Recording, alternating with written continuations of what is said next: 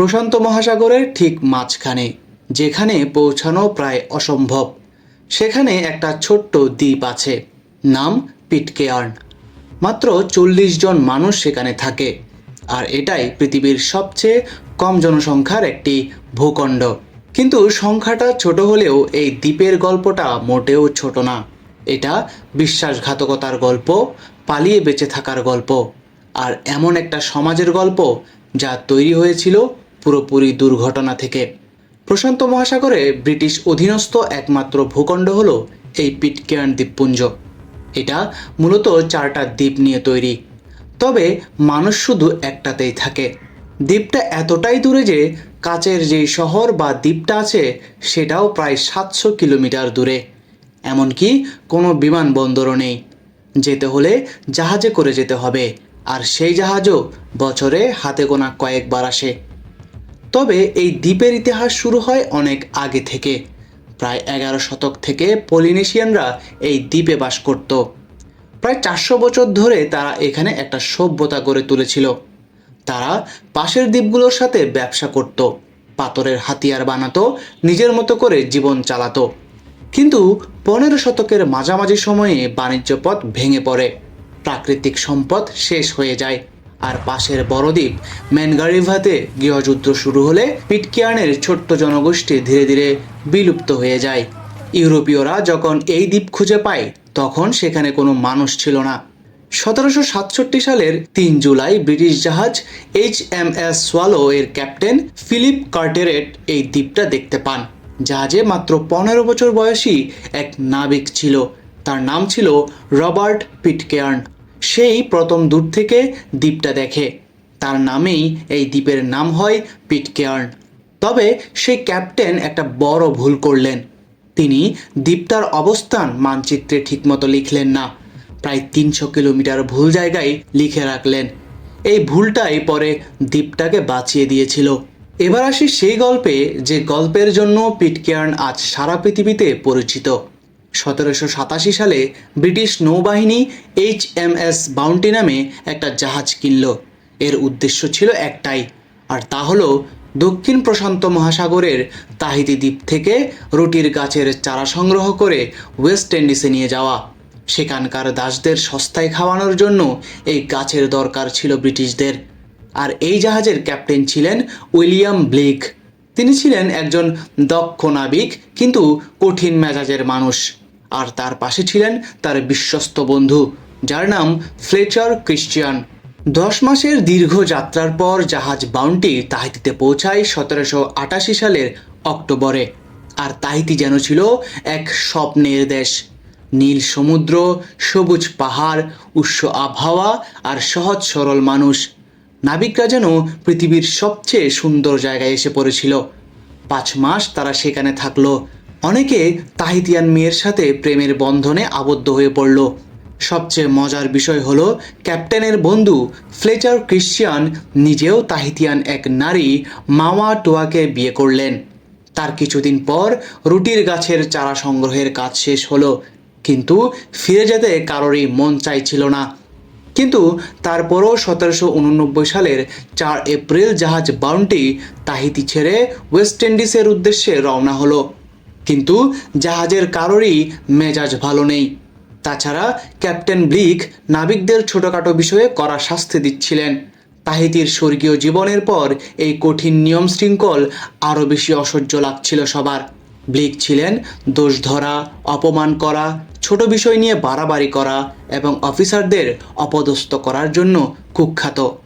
Tahiti ছাড়ার মাত্র 24 দিন পর 1789 সালের 28 এপ্রিল ভোরবেলা ফ্লেচার ক্রিশ্চিয়ান 25 জন নাবিককে নিয়ে জাহাজের দখল নিলেন। ক্যাপ্টেন ব্লিক আর 18 জন বিশ্বস্ত নাবিককে একটা ছোট্ট নৌকায় তুলে দেওয়া হয়েছিল মাঝ সমুদ্রে। তাদের কাছে কোনো অস্ত্র ছিল না, খাবারও ছিল খুব সামান্য। তারপরও ব্লিক সেই নৌকার সাহায্যে প্রায় 6500 কিলোমিটার পার করে শেষ পর্যন্ত বেঁচে ফিরেছিলেন। এটা ছিল ইতিহাসের এক অবিশ্বাস্য যাত্রা। আর বিদ্রোহীরা, তারা জাহাজ নিয়ে তাহিতিতে ফিরে গিয়েছিল, কিন্তু সেখান থেকে 16 জন ওই দ্বীপেই থেকে গিয়েছিল এবং বাকি 9 জন ফ্লেচার ক্রিশ্চিয়ানের সাথে লুকানোর জায়গা খুঁজতে বের হয়েছিল। 2 মাস ধরে কুক দ্বীপপুঞ্জ, টঙ্গা আর ফিজিয়ের পূর্ব দিকের দ্বীপগুলো খোঁজ করতে করতে তারা প্রায় হাল ছেড়ে দিয়েছিল।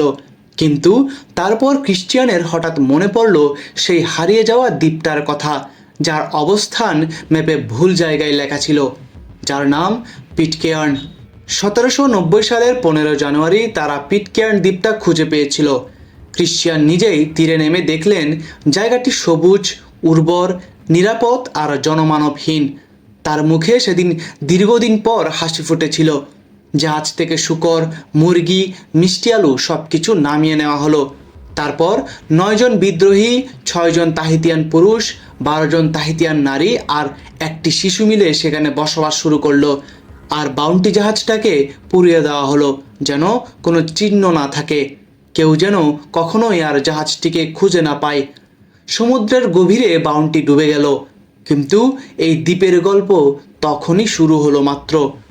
প্রথম দিকে সব কিছু মোটামুটি ঠিকঠাক চলছিল। সবাই মিলে জমি চাষ করছে, ঘর বানাচ্ছে, নতুন জীবন গড়ছে। কিন্তু বেশি দিন সেখানে শান্তি টিকলো না, কারণ হঠাৎ করেই একদিন একজন বিদ্রোহীর স্ত্রী মারা গেল। আর সেই বিদ্রোহীটি তখন 2 জন তাহিতিয়ান পুরুষের স্ত্রীকে জোর করে বিয়ে করে নিল। এই ঘটনার কারণে সেখানে 10 বছরেরও বেশি সময় ধরে চলল হানাহানি, খুনোখুনি। ফলে একের পর এক মানুষ মারা গেল, এমনকি ফ্লেচার ক্রিশ্চিয়ান নিজেও খুন হলেন। 1808 সালে যখন একটা আমেরিকান জাহাজ এই দ্বীপে এসে পৌঁছালো, তখন মূল 9 জন বিদ্রোহীর মধ্যে একমাত্র পুরুষ হিসেবে বেঁচে ছিলেন জন অ্যাডামস। জন অ্যাডামসের গল্পটা আলাদাভাবে বলার মতো। তিনি এই দ্বীপের বাকি সবাইকে একসাথে ধরে রাখলেন। বাউন্টি জাহাজের বাইবেল ব্যবহার করে তিনি বাচ্চাদের পড়তে শেখালেন, খ্রিস্টান ধর্মের নিয়মকানুন শেখালেন আর দ্বীপে শান্তি বজায় রাখলেন। যখন আমেরিকান জাহাজ এসে তাদের খুঁজে পেল, তখন ইতোমধ্যেই সেখানে একটা ছোট্ট কিন্তু শান্তিপূর্ণ সমাজ গড়ে উঠেছিল। ব্রিটিশ নৌবাহিনী অ্যাডামসকে গ্রেফতার করতে পারত, কিন্তু করেনি, কারণ এই বৃদ্ধ মানুষটি ওই দ্বীপের মাতা পিতা হয়ে উঠেছিলেন। বরং তাকে ধরলে পুরো সমাজটাই ভেঙে পড়বে। আর এ কারণেই 1825 সালে ব্রিটিশ সরকার আনুষ্ঠানিকভাবে অ্যাডামসকে ক্ষমা করে দিয়েছিল। তিনি 1829 সাল পর্যন্ত এই দ্বীপের বুকেই বেঁচে ছিলেন, এই ক্ষুদ্র সমাজের অভিভাবক হিসেবে। এরপরের কয়েক দশক ছিল টিকে থাকার সংগ্রাম। 1838 সালে পিটকেয়ার্ন আনুষ্ঠানিকভাবে ব্রিটিশ সাম্রাজ্যের অংশ হলো। সেখানকার জনসংখ্যাও ক্রমশ বাড়তে লাগলো। তার ঠিক 100 বছর পর 1937 সালে দ্বীপের জনসংখ্যা সর্বোচ্চ 233 জনে পৌঁছায়। কিন্তু দ্বীপটা ছিল ছোট এবং সম্পদও ছিল সীমিত। মাত্র 5 বর্গ কিলোমিটারের একটা জায়গায় এত মানুষের বসবাস প্রায় অসম্ভব হয়ে পড়েছিল। আর তাই 1856 সালে ব্রিটিশ সরকার পুরো জনগোষ্ঠীকে নরফোক আইল্যান্ড নামের এক দ্বীপে সরিয়ে দিয়েছিল, এবং এটি ছিল প্রায় 6000 কিলোমিটার দূরে। কিন্তু স্বভাবগতভাবেই মানুষ তার মাটির টান কখনো ছেড়ে যেতে পারে না। আর এ কারণেই 2 বছরেরও কম সময়ের মধ্যেই 17 জন আবারও পিটকেয়ার্নে ফিরে এলো। পরবর্তীতে 1864 সালে আরও কিছু পরিবার ফিরে এলো, যেন এই দ্বীপ তাদের ডাকছিল। তারা আবার শুরু করলো নতুন করে।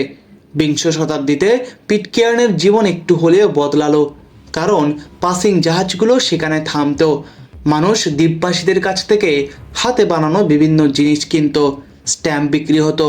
কিন্তু আধুনিক সুযোগ সুবিধা না থাকায় তরুণরা একে একে নিউজিল্যান্ডে চলে যেতে লাগলো। কিন্তু পিটকেয়ার্ন থেমে থাকেনি। বর্তমানে পিটকেয়ার্ন একটা আশ্চর্যের জায়গা। মাত্র 40 জন মানুষ সেখানে থাকে, আর তারা প্রায় সবাই ফ্লেচার ক্রিশ্চিয়ান আর অন্য বিদ্রোহীদের বংশধর। সবার পদবি শুনলে ইতিহাসের পাতা মনে পড়ে যায়, যেমন ক্রিশ্চিয়ান, ইয়াং, ওয়ারেন। এখানে একটি মাত্র শহর রয়েছে, আর এই দ্বীপের একমাত্র শহরের নাম অ্যাডামস টাউন, সেই জন অ্যাডামসের নামেই। এখানে জীবন মোটেও সহজ না, কারণ এখানে কোনো বিমানবন্দর নেই, আর যাতায়াত পুরোপুরি নির্ভর করে জাহাজের উপর। জরুরি জিনিস লাগলেও অপেক্ষা করতে হয়। অসুস্থ হলে দ্বীপের বাইরে যাওয়া মানে কয়েক দিনের সমুদ্র যাত্রা। তবে ইন্টারনেট এসেছে 2024 সালে, স্টারলিং চালু হয়েছে। তবুও বাইরের দুনিয়া থেকে এই মানুষগুলো আলাদা। পিটকেয়ার্নের প্রধান আয় আসে পর্যটন থেকে। হাতে তৈরি জিনিস বিক্রি থেকে আর ব্রিটিশ সরকারের অনুদান থেকে। দ্বীপের কাছেই সমুদ্রের নিচে মাত্র 3 মিটার গভীরতায় বাউন্টি জাহাজের ধ্বংসাবশেষ পড়ে আছে। সেটা দেখতে মানুষ আসে দূর দূরান্ত থেকে। ব্রিটিশ সরকার নতুন মানুষদের বিনামূল্যে জমি দেওয়ার প্রস্তাব দিয়েছে, যাতে দ্বীপে নতুন বাসিন্দা আসে। কিন্তু এত দূরের এত বিচ্ছিন্ন জায়গায় নতুন করে জীবন শুরু করতে কেউ খুব একটা রাজি হচ্ছে না। পিটকেয়ার্নের মানুষেরা একটা অদ্ভুত ভাষায় কথা বলে, যার নাম পিটকার্ন। এটা পুরনো ইংরেজি আর তাহিতিয়ান ভাষার মিশ্রণ। পৃথিবীতে আর কোথাও এই ভাষা নেই। মাত্র কয়েক ডজন মানুষ এই ভাষায় কথা বলে। এটা যেন ইতিহাসের একটা জীবন্ত টুকরো। ভাবুন তো একবার, পৃথিবীর সবচেয়ে দূরের এক দ্বীপে সমুদ্রের বুকে মাত্র কয়েক ডজন মানুষ বাস করছে। তারা সেই নাবিকদের বংশধর যারা প্রায় 250 বছর আগে আইন ভেঙে পালিয়ে এসেছিল। তারা এমন একটা ভাষায় কথা বলে যেটা আর কেউ জানে না। তারা প্রতি বছর সেই দিনটা উদযাপন করে যেদিন তাদের পূর্বপুরুষেরা বাউন্টি পুড়িয়ে দিয়েছিল। সেই দিনের স্মরণে প্রতি বছর 23 জানুয়ারি বাউন্টি ডে পালন করা হয়। পিটকেয়ার্ন টিকে আছে, ইতিহাসের ঝড় সামলে, কলঙ্ক পেরিয়ে, একাকিত্বের সাথে লড়াই করে। পৃথিবীর এই ছোট্ট কোণটা যেন আমাদের মনে করিয়ে দেয়, মানুষ যেখানেই যাক, যেভাবেই শুরু হোক, বাঁচার ইচ্ছাটা শেষ পর্যন্ত টিকে থাকে। আর সেই টিকে থাকার নামই পিটকেয়ার্ন।